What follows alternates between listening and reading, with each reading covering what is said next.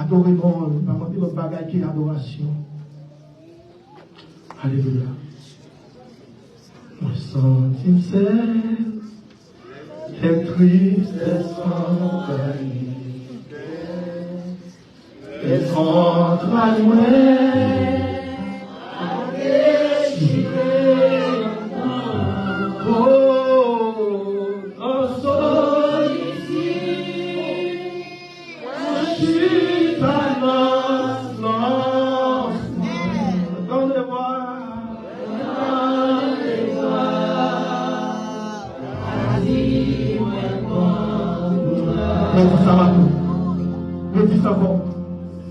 Alléluia.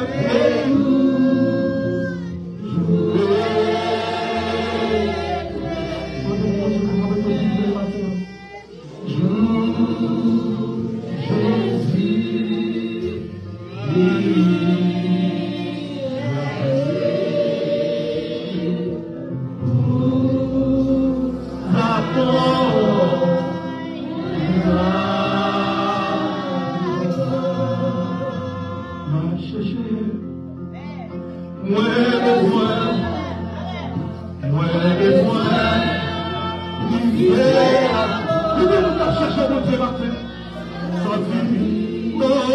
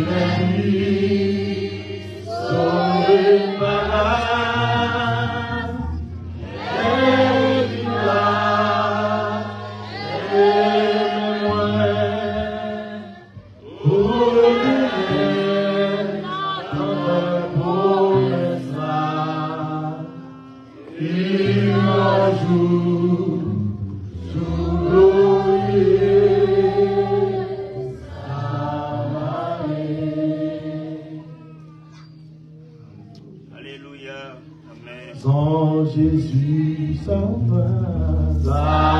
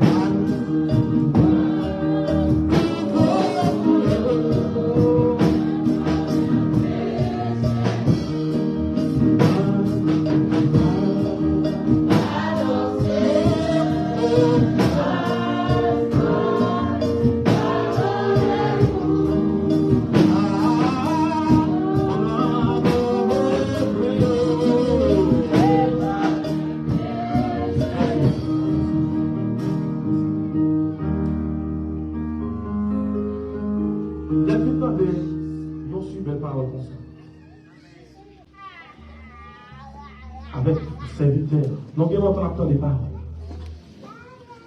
Nous bien entendre l'église. Nous entendre des messages, nous entendre des cantiques. les pensées dans la vie de chaque moi-même pour moi. On n'a pas pris de conscience. J'ai l'impression, même l'église, pour aller à l'église, nous sommes dans le pays, nous. J'ai l'impression que si 50% de nous, ça servit bon Dieu fidèle. Et nous avons l'amour. Il va être mais la vie n'a pas parce que son réalité liée, comme on dit, Dieu même obligé de dire. Vérité même avec la loi. C'est vraiment l'église, la petite servante, la petite serviteur. En plus, voilà, en hypocrisie là. Est-ce que si, avec ta vie là, il t'a révisé la vie, non, est-ce que non pour moi? Parce qu'en plus de fois, c'est qu'on a une dernière chance, c'est qu'on a une dernière vie, c'est qu'on a une dernière ouais. Ou qu'on a la caille, ou pas qu'on soit privé. Mais parce que dans la vie, est-ce que la vie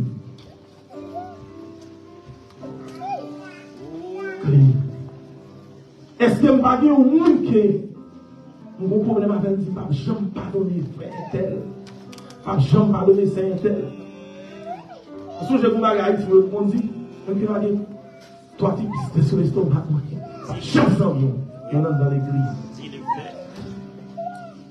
Ça veut dire que nous-mêmes, premièrement, pendant la parole avec l'autre, nous-mêmes, nous n'avons pas conscience. Nous sommes capables de penser la vie, nous faut examiner la vie. Nous sommes malades des fois. On a un problème. Quand on a péché, c'est vrai. Mais on a toujours demandé pour dire grâce pour faire nous grâce parce que la vie n'est pas la grâce. C'est pas la grâce que nous sommes sauvés. C'est pas le moyen. Grâce, pardon Seigneur. Pardonnez-nous, grâce, pour votre amour.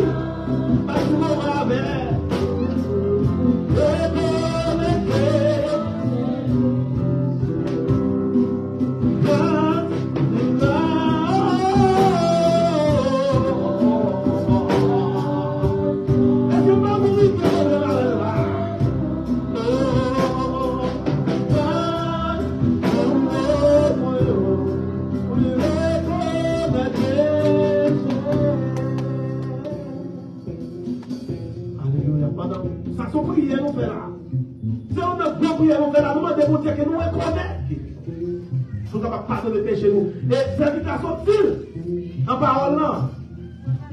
Vous dites que quelque soit façonné.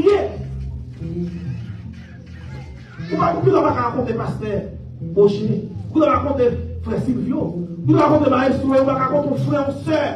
Problème. Mais Dieu nous a terre. Parle avec mon Dieu. Pas que péché trop grand devant. Mandez que vous révisez la vie. Seigneur, aidez-moi. Des fois, force pour suffit pour faire le nécessaire. Mais avec force divine, avec force, esprit de Dieu, il est capable de laver. Il est capable de porter pendant qu'il a passé ensemble avec. Pasteur, il est capable.